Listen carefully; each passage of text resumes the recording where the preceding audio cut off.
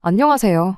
결혼한 지 1년도 되지 않아서 추악한 시댁과 남편의 민낯을 알게 되었습니다. 남들보다 결혼을 늦게 한 만큼 배우자를 고르는 데 있어서 신중했다고 생각했는데 실은 그게 아니었어요. 이렇게 저의 모든 걸 빼앗아가려는 욕심 많은 사람들일 줄은 생각도 못했네요. 제가 37살의 나이로 결혼을 했습니다. 결혼은 그 누구들보다 늦게 한 편이지만 애초에 제가 결혼 생각이 아예 없어서 안 하고 있던 게 아니었어요. 사실 저에게는 현재의 남편을 만나기 전에 결혼을 전제로 7년이라는 오랜 기간을 만난 사람이 있었습니다. 그 사람은 저와 결혼을 하고 싶어 했지만 그쪽 집에서 정말 말도 안 되는 이유로 결혼을 반대해오는 바람에 결국 안 좋게 끝을 내게 되었어요. 제 성씨가 조금 희귀한 성씨인데 당시 남자친구 집에서 말하길 그게 조선시대 때부터 아주 유명한 상놈 집안 성씨였다네요.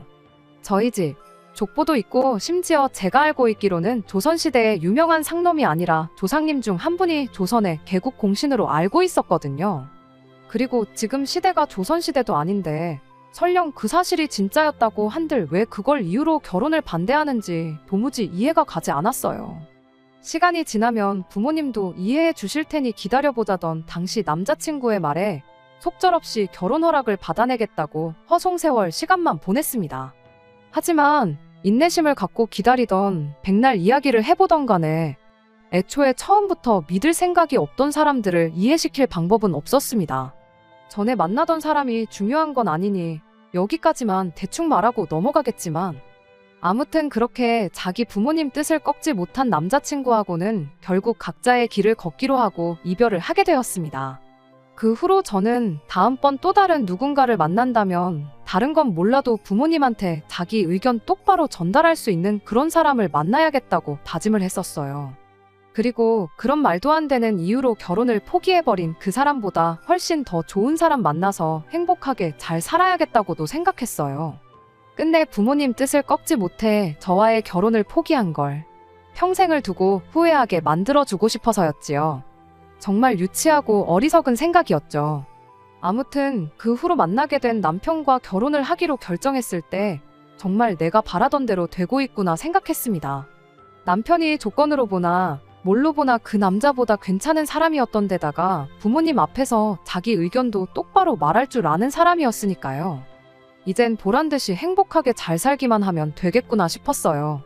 하지만 지금 상황이 이렇게 되니 그때 그냥 그렇게 된 거 조급해하지 말고 시간이 흘러 자연스럽게 새로운 인연이 나타날 때까지 그냥 기다렸다면 오히려 더 좋은 사람을 만날 수 있었지 않았을까 싶은 후회가 막심합니다. 별것도 아닌 이유를 가지고 왜 그렇게 결혼을 서둘렀는지 싶어요. 남편을 만나기 전 남자친구와 헤어졌을 때 제 나이가 36이었는데 사실 그때 당시에는 괜찮은 척 했지만 결혼할 생각으로 7년이나 만난 사람과 그렇게 어이없는 이유로 헤어지게 되니 정말 어찌해야 할 바를 모르겠을 만큼 혼란스러웠습니다. 하루라도 빨리 더 좋은 사람을 만나 행복하게 사는 모습 보여주며 후회 속에 평생을 살게 만들어주고 싶은 어린애 같은 생각에 주변 지인들한테 물어물어 소개 자리도 나가보고 부모님 인맥으로 맞선도 보고 그랬죠. 하지만 결과가 그렇게 썩 좋은 편은 아니었어요. 다들 오만 가지 방법으로 돌려 말하긴 했지만 결과적으로는 제 나이가 부담스럽다는 이유가 가장 컸습니다. 하다 못해 결국에는 결혼정보업체까지 찾아가는 지경에 이르렀지요. 업체에서도 저한테 제 조건이 그렇게 좋은 편도 아니고 무엇보다 나이가 문제라고 아주 단도직입적으로 말해주더라고요.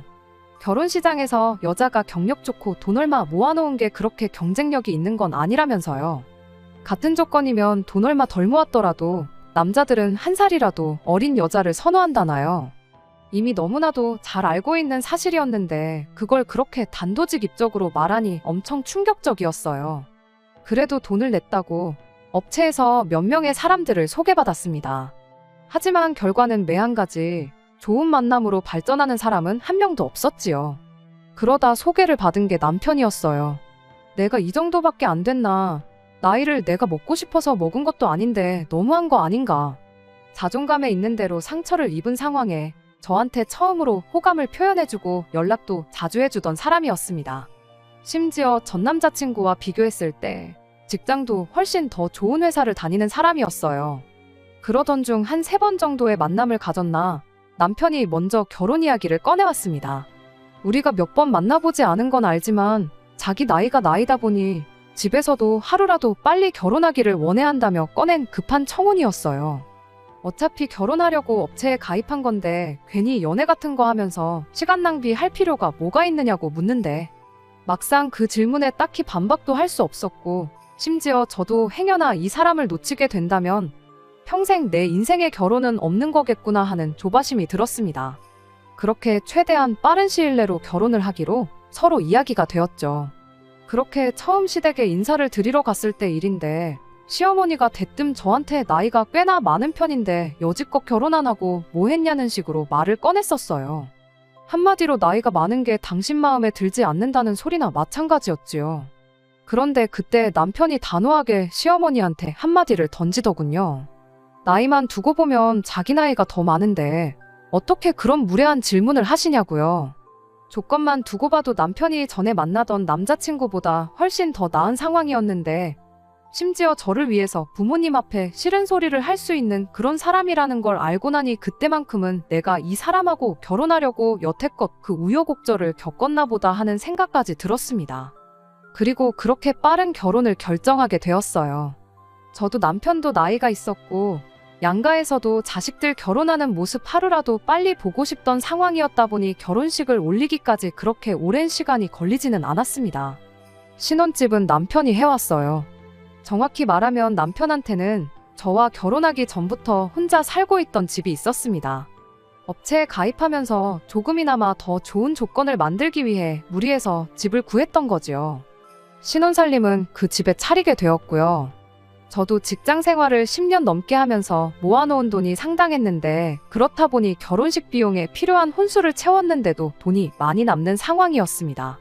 남편 집을 공동명의로 바꾸고 제 남은 돈을 공동재산으로 돌릴까 싶었는데 남편이 일단은 각자 돈 관리는 따로 하는 게 어떻겠냐는 말을 꺼내왔어요. 그래도 제가 원한다면 원하는 대로 해준다고 했는데 일단 시어머니가 그렇게 하는 걸 별로 내켜하지 않는다는 말을 듣고 남편이 말한 대로 하기로 했습니다. 액수가 상당하긴 했지만 남편 집 집값에 비해서는 얼마 안 되는 돈이었고 아무리 남편이 중간 역할을 잘한다고 한들 구태여 시어머니와 불화를 사서 만들 필요까진 없다고 생각했거든요. 그리고 그렇게 살림을 합치게 된 뒤 얼마 지나지 않아서 남편이 저한테 회사를 그만두면 어떻겠냐는 말을 꺼내왔어요. 시어머니가 처음에 제 나이를 갖고 뭐라고 했던 게 하나밖에 없는 아들, 나이 많은 여자하고 결혼시켰다가 손주 구경도 못 해볼까봐 하는 게 가장 큰 걱정이었대요. 어차피 자기 외벌이로도 생활하기 불편한 거 하나 없는데 우리가 나이도 있고 하니 아이 먼저 갖는 게 우선이지 않겠냐면서요. 아이가 태어난다면 어차피 육아 때문에 경력 유지하기도 힘들 테고 아이 갖는데 컨디션이 중요하다는데 굳이 회사 다니면서 피곤한 몸으로 있을 필요도 없지 않냐면서요. 10년을 넘게 다닌 직장을 그만두고 싶은 마음은 없었으나 언젠가부터 연봉 협상을 할 때 짜게 굴기 시작했고 제가 맡아서 하는 일에 비해 승진 이야기도 나오지 않던 게 보수적인 회사에서 제가 여자로서 이룰 수 있는 최대치까지 이뤘다는 느낌을 받던 시기였거든요. 시어머니 말 맞다나 제 나이가 이미 많은 편이고 당장 아이를 갖는다고 해도 노산이라고 볼 수 있는데 신혼집도 있어서 맞벌이를 하면서까지 경제적으로 부족한 상황도 아니었고 남편 말대로 남편 벌이가 적은 편도 아니니 차라리 하루빨리 회사를 그만두고 자녀 계획을 세우는 게 더 낫겠다 싶은 생각이 들었습니다. 그리고 그렇게 하루라도 빨리 시어머니한테 눈에 넣어도 아프지 않을 손주를 안겨드리면 그나마 이 결혼 생활의 유일한 난관일 수도 있겠다고 느껴졌던 고부관계에도 어느 정도 도움이 되겠다는 생각도 있었지요. 그래서 아쉽지만 10년을 넘게 몸담았던 회사를 그렇게 하루아침에 그만두기로 했습니다. 그래도 10년이나 일했다고 퇴직금으로 들어온 돈이 상당했어요. 결혼 후에 통장은 따로 관리를 하기로 했었다 보니 다른 건 모르겠고 그 돈으로 주식 같은 걸 공부해서 목돈을 조금 굴려보면 가게에 어느 정도 보탬이 되지는 않을까 하는 생각이 들었습니다. 전업주부이자 전업투자자로 저희 인생 2막을 시작해보자는 생각이었지요. 그런데 그러던 어느 날 남편이 저한테 돈 좀 빌려줄 수 있냐고 물어보더라고요. 자기 여동생, 그러니까 저한테는 시누이죠. 아무튼 신우도 조만간 결혼을 하는데 결혼 자금이 필요하다는 이유였어요. 그냥 달라는 것도 아니고 빌려달라고 말을 꺼내왔지만 솔직히 신우 결혼 자금을 왜 내 돈으로 하려는 건가 싶었습니다. 남편한테 시부모님은 뭐 하시고 왜 나한테 돈을 빌리려고 하느냐고 단도직입적으로 물어봤습니다. 그런데 그제서야 남편이 지금 살고 있는 집을 구한다고 들어간 돈이 사실은 전부 자기 돈이 아니었다는 이야기를 하더라고요. 자기가 나이도 있고 한데 결혼정보업체에 가입하면서 조금이나마 경쟁력을 가지려면 연봉보다 중요한 게 자가로 집이 있냐 없냐였답니다. 그래서 그때 급하게 시부모님한테 지원을 받아서 이 집을 마련했던 거라고요. 사실 결혼하고 나서 돈 관리를 따로 하자고 했던 것도 시어머니한테 갚을 돈이 남아있던 상황이었기 때문도 있다고 양심 고백을 해왔어요. 시어머니한테 빚진 건 자기 돈으로 갚고 싶어서 그랬다나요. 하기사 남편 연봉이 좋은 편이긴 했으나 거의 8억에 육박하는 집을 대출 없이 자가로 가지고 있다는 건 조금 무리가 아닌가 싶었어요. 결혼하기 전에 말해줬다면 더할 나위 없이 좋았겠지만 업체 말만 듣고 물어보지 않은 저에게도 잘못이 있다 생각했죠. 신우의 경우도 이해가 갔어요. 저랑 남편이 결혼식을 급하게 올렸잖아요. 그런데 원래 신우한테는 저희가 결혼한다고 하기 전부터 결혼 이야기가 오가던 상대방이 있었다고 합니다. 원래 결혼식은 천천히 올릴 계획이었다는데 갑자기 그 마음이 바뀌어서 올해가 넘어가기 전에 결혼식을 올리고 싶다고 했다는 거예요. 그런데 막상 신우 남편 될 사람도 모아놓은 돈이 많이 없었다 보니 여러모로 난감한 상황이었답니다. 그래서 신우가 시어머니한테 조금이나마 도와주십사 요청을 했는데 시어머니도 남편한테 빌려준 돈이 워낙에 크다 보니 여의치 않은 상황이라는 거죠. 그런데 제가 이제 직장까지 그만둔 상황에 남편이 신우 돈을 빌려주겠다고 대출까지 받게 된다면 당장 생활이 힘들어질 게 뻔한 상황이었고 그러던 중 제가 모아놓은 돈과 퇴직금이 상당하다는 게 기억나서 염치불구하고 물어보는 거라 하더라고요. 그리고 그 돈은 정말 잠깐만 빌리는 거라고. 이 집을 살 때 지원해 주셨던 돈 말고도 시부모님이 아는 분한테 빌려준 돈이 꽤나 있다고 하더군요. 그리고 그 돈을 조만간 돌려받기로 했다고. 그러니까 일단 급한 대로 제 돈을 신우한테 먼저 빌려주면 늦어도 반년 내로 시부모님이 이자까지 조금 더 쳐서 제 돈을 갚아주실 거라고 이야기를 하더군요. 결과적으로는 시어머니가 신우한테 돈을 빌려주는 그림이니 그때까지 잠깐만 돈을 빌려줄 수 없냐는 소리였죠. 결혼식을 당장 올리는 것도 아닌데 그냥 반년만 기다리고 시어머니한테 빌리면 됐지. 무슨 돈이 필요한가 조금 의아했는데 남편이 신우가 집을 구하는 중이라기에 그런가 보다 하고 넘어갔습니다. 마침 저도 계획에 없던 퇴사로 퇴직금이라는 목돈이 추가적으로 들어온 게 있으니 여유가 있는 편이기도 했고요. 거기에 이자 조금 쳐서 준다고 하니 주식 대신 다른 곳에다가 투자해서 이자 수익 좀 받게 되는 느낌으로 생각하고 그렇게 신우에게 퇴직금으로 들어온 돈과 그간 제가 모아놓은 돈까지 합해 2억을 빌려줬습니다. 그렇게 없는 돈인 셈 치고 지내고 있었는데 갚기로 6개월이 지났는데도 제 돈을 안 돌려주는 거예요. 그렇다고 신우가 결혼식을 올린 것도 아니고 집을 산 것도 아니었고요. 그때부터 뭔가 안 좋은 촉이 들기 시작했지요. 조금 늦게 갚게 되면 늦는다 뭐다 가타부타 말이라도 있어야 할 텐데 시부모님도 신우도 저한테 빌려간 돈에 대해서는 이런 방구 언급조차 하지 않더라고요. 설마 그래도 가족인데 돈을 떼먹기야 하겠어 하고 생각하려고 했지만 그로부터 몇 주가 더 지나니 괜스레 자꾸 신경이 쓰이기 시작했습니다. 그리고 그게 하루하루 저한테는 말 못할 스트레스이기도 했지요. 가족끼린데 빌린 돈 언젠간 돌려주겠지라고 하기에는 어쨌든 제가 10년 넘게 일해오며 차곡차곡 모아온 어떻게 보면 제가 결혼하기 전에 열심히 살아왔다는 증거이기도 한 돈이다 보니 더더욱이 신경이 쓰였어요. 그래서 참다 못해 신우한테 제가 연락해서 혹시 돈을 언제 갚을 수 있냐고 물어봤어요. 원래대로라면 시어머니가 갚아준다고 하긴 했지만 어쨌든 돈을 가져간 건 신우니 시어머니와 알아서 이야기하겠거니 생각했거든요. 시어머니보단 그나마 신우가 말이 통하는 편이기도 했고요. 그러자 신우는 돈이요? 무슨 돈이요? 하면서 마치 제가 돈을 빌려준 적이 없던 것처럼 딱 잡아떼더라고요. 그래서 결혼한다고 빌려간 그 돈 말하는 거라고 갚기로 한 지가 벌써 2달이 다 지나가는데 아무 말도 없어서 궁금해서 물어봤다고 말했습니다. 그런데 오히려 신우는 저한테 짜증을 내더라고요. 그게 왜 언니 돈이냐며 그 돈은 자기 돈이라고 오빠가 결혼할 때 자기가 빌려준 돈을 돌려받은 거라는 말을 하더라고요. 그게 무슨 말이냐고 분명히 남편이 아가씨가 결혼하기 전에 집부터 구해야 한다고 꼭 필요하다고 해서 저한테 사정사정을 해서 제가 빌려준 돈인데 무슨 말을 하는 거냐고 했죠. 신우는 그런 건 자긴 모르겠고 갚을 돈은 하나도 없으니까 이런 걸로 연락하지 말라고 하더니 전화를 그냥 끊어버렸습니다. 다시 전화를 했지만 신우는 제 전화를 받지 않았어요. 저녁에 퇴근한 남편이 신우한테 무슨 말이라도 들었는지 제 눈치를 보면서 들어오더라고요. 남편 불러 세워서 이게 무슨 일이냐, 내 돈 어디 갔냐고, 내 돈 내놓으라고 소리를 질렀어요. 남편은 실실 웃으면서 사실은 그렇게 됐어 라고 한마디 하더니 어떻게 된 상황인지 설명하기 시작했어요. 사실 집 살 때 시어머니 돈뿐만 아니라 신우 돈까지 빌렸다고 하더군요. 어차피 이제 한가족 아니겠냐고. 그러니 네 돈 내 돈 따로 가르지 말자면서 그래도 시어머니 돈은 이제 천천히 갚아도 되니까 다행 아니냐는 겁니다. 이러나 저러나 자기 명의로 집도 있고 대출도 없으니 앞으로 모으는 대로 다 우리 돈 아니겠냐고 하는 거예요. 지금 나랑 장난하자는 거냐고. 그럼 애초에 그렇게 설명하지. 그리고 왜 또 멀쩡히 잘 다니고 있는 직장은 그만두라고 한 거냐 따졌죠. 그랬더니 제 퇴직금이 없었으면 신우한테 돈을 다 못 갚는 상황이니 어쩔 수 없었다는 미친 소리를 하는 겁니다. 그리고 자기가 집이라도 갖고 있었으니 제가 결혼을 결심한 거 아니겠냐고.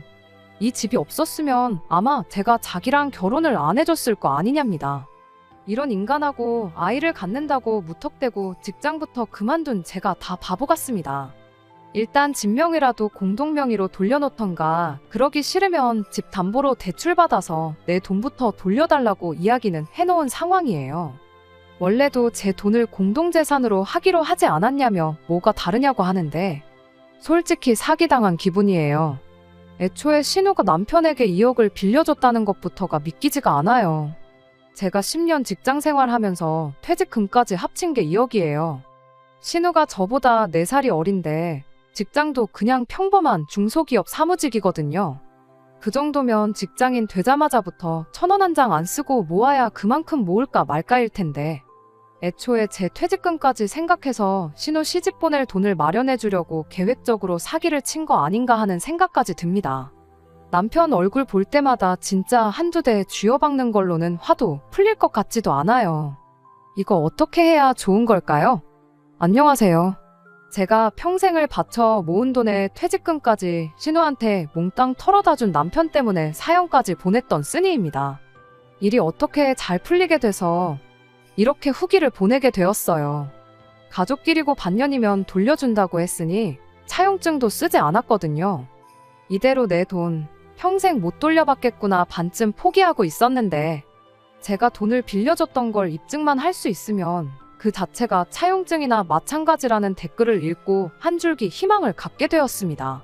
신우한테 내 돈 3억은 언제 갚을 거냐고 문자를 하나 보냈어요. 아니나 다를까 신우가 자기가 가져간 게 2억이지 언제 3억이 됐냐고 발끈해서 답장을 보내더라고요. 3억이 아니라 2억인 건 저도 알고 있었고 단지 저는 신우가 저한테서 2억을 가져갔다는 증거가 필요해서 일부러 미끼를 던진 거였습니다.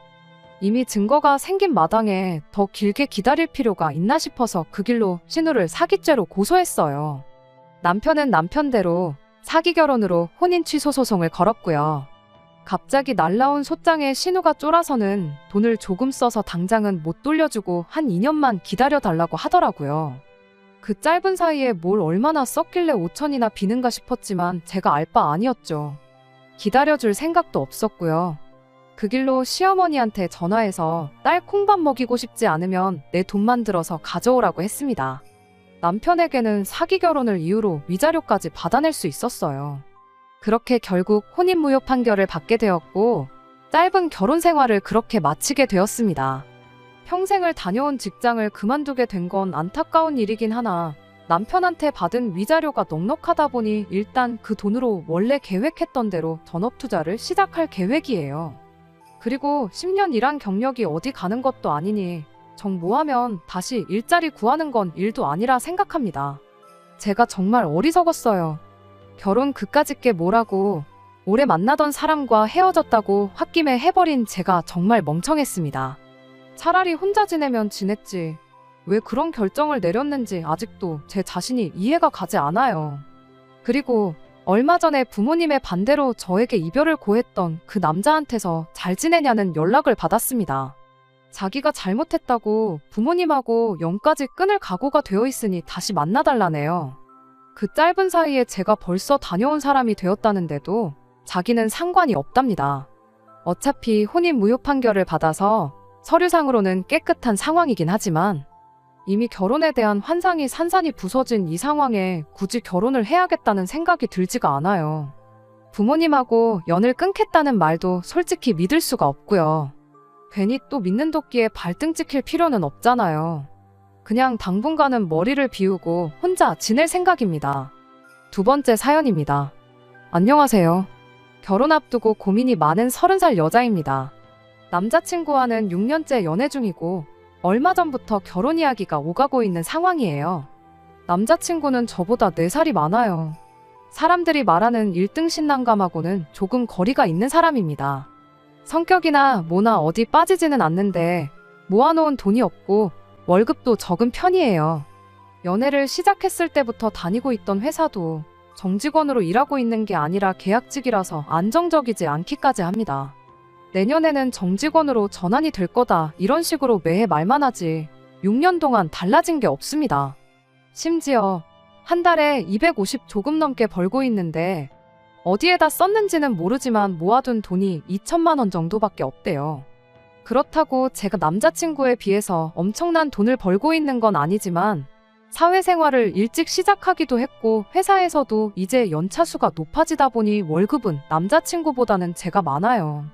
저는 한 달에 280 정도를 받고 일하고 있고 제가 언젠가 결혼할 때를 대비해 모아온 돈이 8천만 원이 조금 안 되게 있습니다. 아무튼 그런 남자친구가 얼마 전 처음으로 결혼 이야기를 꺼내왔지요. 6년 연애했고 주변에서 결혼은 언제 하냐는 이야기를 자주 듣기는 했지만 사실 조금 부담스럽기는 했어요. 저는 그렇다 치더라도 남자친구가 결혼할 준비가 안 돼 있는 거 뻔히 아는데 오래 만났다는 이유 하나만으로 결혼을 하고 싶지도 않았고요.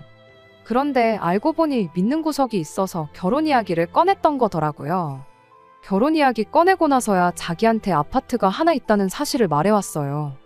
몇 년 전에 전세에 대출까지 끼고 구한 집인데 그때보다 집값이 많이 올라서 사실 여유가 있는 편이라나요. 지금 살고 있는 세입자들이 자기들 돈 들여서 리모델링도 해놓은 상태이고 우리는 그 집이 비워지면 그냥 들어가서 살기만 하면 된다고 하더라고요.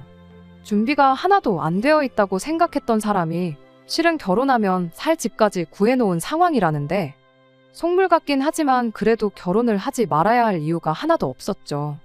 일단 그래도 저한테만큼은 잘하는 사람이었고 오래 만난 만큼 편한 사람이기도 했으니까요.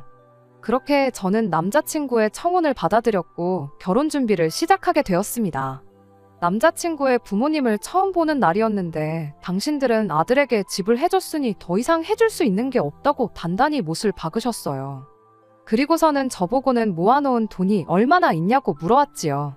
나름대로 재벌이로 돈을 이만큼 모았다는 거에 자부심도 있어서 두 분 앞에서 자신있게 8천 정도 있다고 대답했죠.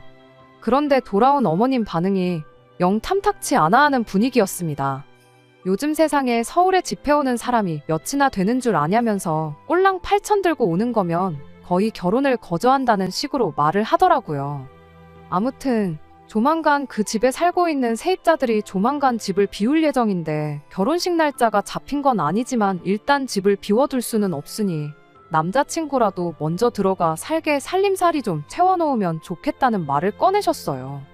어차피 식만 올리면 당장 들어가 살 집이고 식도 되도록이면 올해 내로 올릴 계획이었기 때문에 그러기로 했어요. 남자친구 혼자 살면서 결혼하면 바꿔버릴 가구들 결혼 전까지 몇 달 쓰자고 새로 사라고 하기도 뭐해서 알겠다고 했습니다. 집은 생각보다 많이 작았지만 이제 새로 시작하는 신혼부부가 살기에는 전혀 모자람이 없어 보였습니다. 전세입자가 집을 얼마나 깔끔하게 사용했는지 고칠 거 하나 없었고 지하철역도 근처에 있어서 위치도 좋은 데다가 검색을 해보니 아파트가 재건축 호재까지 있더라고요. 아무튼 집이 넓은 편이 아니다 보니 혼수를 채우더라도 제가 모아놓은 돈이 많이 남는 상황이었습니다. 남자친구 어머니께서 진작에 저희 결혼한다고 뭐 하나 해줄 생각 없으니 그리 알라고 못을 박아놓은 상황이었기에 굳이 예단 같은 건 하고 싶지 않았어요. 하지만 돈이 남는 상황이다 보니 차라리 그럼 제 돈으로나마 양가 부모님들 크루즈 여행이라도 한번 보내드리면 어떤가 싶었습니다. 그런데 남자친구가 그런 건 나중에 이야기하는 게 좋겠다며 말끝을 흐리더라고요. 아무튼 그렇게 집에 가전가구들이 하나씩 채워지기 시작했어요. 가구며 생활가전이며 하나씩 들어오기 시작하니 텅 비어있던 집이 한층 더 신혼집다워졌습니다. 이제 제법 보금자리 같은 느낌이 들기도 했고 침대가 들어오고부터는 저도 집으로 가지 않고 가끔씩 그 집에서 자고 가고 그랬어요. 그런데 그렇게 그 집에 살림살이들을 다 채워놓으니 남자친구의 태도가 돌변하기 시작했습니다. 식날짜가 다가오는 만큼 다른 건 몰라도 이야기하다 말았던 크루즈 여행에 대한 이야기를 마무리 짓고 싶었어요. 미리 예약하면 미리 예약한 만큼 비용도 덜감할 수 있었고 말이죠. 그런데 남자친구가 저보고 돈 아까운 줄 모른다고 무슨 크루즈 여행은 크루즈 여행이냐며 돈은 그냥 쥐고 있으라고 하더라고요. 내가 모은 돈이고 의미 있게 쓰고 싶어서 그러는데 왜 그러느냐. 우리 부모님만 보내드리는 게 아니라 오빠네 부모님도 보내드릴 건데 뭐가 문제냐 하고 물었더니 그제서야 이 집에 대해 저한테 또 말해주지 않았던 사실을 그제서야 털어놓더군요. 사실 제 돈을 남아있는 대출금을 상환하는데 써야 한다고요. 갑자기 무슨 대출 이야기를 꺼내는 건가 했더니 세입자들이 나가면서 전세금을 빼주느라 빚이 더 생겼답니다. 그리고 그 금액은 자그만치 4억이나 되는 거액이었어요. 애초에 전세 끼고 집을 샀을 때 남자친구와 시부모님 쪽이 낸 돈은 합쳐도 3천 정도밖에 들지 않았다고 하네요. 모자란 돈은 전부 대출이었다고 해요. 결혼 이야기를 서둘러서 진행한 것도 세입자가 나가게 되면서 내 돈으로나마 전세금을 조금이라도 더 돌려주기 위해 그랬던 거였네요. 그러니 당장 대출이자 갚는 데만 한 달에 몇백씩 나가게 생긴 겁니다. 우리 둘이 버는 돈 합쳐서 500혀 넘는데 대출금을 그렇게 내면 우리 돈은 언제 모으냐고 저도 눈물을 펑펑 흘리면서 사기꾼이라고 소리 지르며 한참을 싸웠어요. 그런데 남자친구는 자신있게 그 부분에 대해서는 자기도 생각한 게 있다고 자기 아이디어 좀 들어보라고 하는 겁니다. 바로 우리 둘 월급 받은 걸 자기 어머니한테 관리를 해달라고 부탁하고 우리는 생활비와 용돈을 타서 생활하면 어떻겠네요.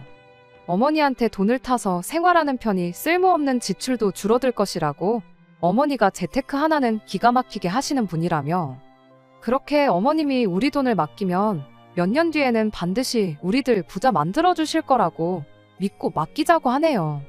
세입자한테 돈을 돌려줄 때 은행 대출을 받아야 했던 이유도 어디에 오피스텔 하나를 분양받았는데 그 돈을 뺄 수 없으니 새로 대출을 받은 거라고 하면서 그게 피가 붓기 시작하면 지금 자기 집으로 이득 본 것처럼 너 돈 5천만 원은 한순간에 벌 수 있는 거라고 설명을 하더군요. 그리고 그게 제가 제 월급과 오빠의 월급을 시어머니께 맡겨야 한다는 주된 이유였고요. 저 이 결혼해야 하는 게 맞는 건가요? 남자친구 말대로 제가 모은 돈을 대출원금을 상환하는데 전부 사용해버리면 저는 혼수에 제 돈 5천까지 말 그대로 8천을 전부 써버리는 거고 남자친구는 달랑 3천만 지원해준 거나 마찬가지 아닌가요? 그 와중에 제가 시집 잘 왔다, 인생 거저먹는다는 소리까지 들어야 하는지 심지어 앞으로 벌 제 돈까지 전부 다 시어머니 주머니로 들어가야 하는 상황인데 말이에요. 이미 살림살이 다 채워놓았는데 물을 수도 없고 정말 미치겠네요. 사연 들으시는 분들의 좋은 조언 부탁드리겠습니다. 안녕하세요. 후기 기다려주신 분들 감사합니다. 결론부터 말씀드리면 파혼을 했어요. 시어머니한테 돈 맡기자는 소리는 제가 우겨서 없던 일로 하기로 했어요. 저도 일단 그 적은 월급 아끼고 모아서 8천을 만든 사람이니 돈 모으는 것만큼은 자신이 있다고요. 어머님한테 맡기지 않아도 우리 선에서 절대로 손해보지 않게 돈 관리를 잘할 자신이 있다고. 대출 갚는 건 나도 긍정적으로 생각해 볼 테니 돈 관리만큼은 우리가 직접 하자고 했죠. 그렇게 그냥 좋은 게 좋은 거다 생각하고 한번 잘 살아보려고 했는데 결국 파혼을 하게 된 진짜 이유에 대해서 말씀드릴게요. 어머님의 재테크 실력이 남다르다고 하지만 제 생각엔 은행 빚으로 그렇게 무턱대고 돈 굴리는 건 정말 위험한 투자라고 생각하거든요. 아무튼 그런 이유로 어머님한테 돈 관리를 맡기기 싫다고 했더니 그 뒤로부터 남자친구의 태도가 조금씩 변하기 시작했습니다. 제가 어머님 실력을 의심했다는 걸 가지고 불만이 참 많아 보였어요. 제 결혼 축하한다고 제 친구 중에 한 명이 저한테 프랜차이즈 빵집에 케이크 기프티콘을 하나 보내줬어요. 그런데 저도 오빠도 입이 짧은 편이라 케이크로 받으면 분명히 남아서 버릴 것 같아 아깝다는 생각이 들어서 빵집에 찾아가서 거기서 같이 팔고 있는 병음료로 받아갈 수 있냐고 물어봤어요. 원가가 달라서 안 된다고 하는 걸 억지로 케이크 가격보다는 조금 모자라게 해서 음료수 6병으로 바꿔왔습니다. 차라리 음료수는 두고두고 먹을 수 있으니 그게 더 경제적이라고 생각을 했거든요. 그런데 집에 와서 보니 한 종류만 제외하고 나머지가 유통기한이 이틀 뒤면 끝나버리더라고요. 바꿔올 때 미리 확인할 거리라는 후회가 들기는 했지만 제가 케이크를 음료수로 바꿔가면 안 되겠냐고 했을 때 난감해하던 직원분 모습이 생각났어요. 도로 찾아가서 다시 케이크로 달라고 하기도 뭐하고 유통기한 넉넉한 걸로 다시 골라가겠다고 하기도 뭐했습니다. 어차피 날짜가 지나가 버린 것도 아닌데 그냥 남자친구랑 저랑 이틀 동안 3병씩 마시면 되겠지 하고 말았어요. 퇴근하고 온 남자친구에게 음료수를 건네면서 한 병 먹으라고 말했어요. 남자친구는 갑자기 뭔 음료수냐고 자기는 별로 생각이 없다고 하길래 유통기한이 다 돼가니 빨리 먹어야 된다고 한마디 했죠. 그랬더니 대번에 이거 봐 하면서 저보고 정신머리가 없다고 하더라고요. 어떻게 먹을 걸 사오면서 유통기한 확인을 안 할 수가 있냐고 돈 관리하는데 자신 있다더니 벌써부터 이런 기본적인 것도 확인을 안 했다고 잔소리를 하더라고요. 그리고 이걸 보니 저한테 돈 관리를 맡기면 아주 길바닥에 나앉게 되는 거는 순식간이겠다고 빈정대기까지 하대요. 내 돈 주고 산 게 아니고 먹지도 않는 케이크보다 음료수가 낫겠다 싶어서 바꿔온 거라고 설명을 했는데도 그게 공짜로 받은 거는 아니지 않냐면서 이죽대기 시작했어요. 유통기한을 미처 확인하지 못한 건 제 잘못인 점을 인정하지만 그렇다고 그걸 가지고 돈 관리를 못한다는 말을 들을 것까진 아니라 생각했거든요. 지는 평생 돈 2천 모은 게 다면서 말이죠. 그랬더니 자기는 집을 해오지 않냐면서 너야말로 돈 8천 모아놓은 걸 가지고 아주 평생 유세를 부릴 생각이냐 하더라고요. 3억 주고 산 집이 지금 5억이라고 제가 큰 소리를 칠 거면 2억 정도는 모아놓고 해야 된다고 어림도 없는 소리를 짓거리면서 그러니까 돈 관리하는 재주 없는 거 인정하고 좋은 말로 할 때 엄마한테 돈 관리를 맡기자 우겨대기 시작했어요. 너같이 씀씀이 해프고 아까운 줄 모르는 애한테 돈 관리를 맡기고 싶지 않다면서요. 저는 끝까지 그럴 생각은 없다고 좋게 이야기했는데 남자친구가 그럼 이건 어떻겠냐며 절충안이라고 꺼낸 말에 완전히 정이 떨어져 버렸어요. 제 월급으로 우리 생활비하고 대출을 갚는 걸로 하고 자기 월급은 엄마한테 전부 들여서 재테크를 부탁드리면 어떻겠냐고 말을 하더군요. 듣자 하니까 따지고 보면 거액의 빚을 가지고 결혼하는 놈이 집 한 채 해온다고 으스대는 것도 짜증나고 공짜로 받은 음료수 유통기한 가지고 경제관념 없는 여자 소리 듣는 것도 싫고 제가 피땀 흘려 번 돈만 가지고 생활하고 시어머니가 남편 월급 굴리고 있는 꼴도 못 보겠으니 그냥 이 결혼 없던 일로 하자고 한마디 던져줬습니다. 살림살이 채워놓은 건 3달 사용한 거 감가상각까지 다 쳐서 받아도 되니까 네가 살 집 가고 나한테 대출 받아 산 걸로 치고 그 돈은 저한테 갚으라고 했어요. 어차피 빚이 4억이나 되는데 4억이나 4억 2천이나 뭐 다를 게 있냐고요. 그러고 그냥 집으로 돌아와 버렸습니다. 집에 오고 얼마 지나지 않아서 남자친구 어머니한테서 전화가 왔어요. 돈 관리해주는 건 당신과 상의도 안 한 내용이라고 사과를 하면서도 자기가 재테크를 너무 잘해서 아들이 한 소리라고 크게 신경 쓰지 말라고 하는데 제 귀에는 당장 제가 해온 살림살이들 돈으로 돌려줄 여유가 없으니 그냥 결혼해서 살라는 소리처럼 들리더라고요.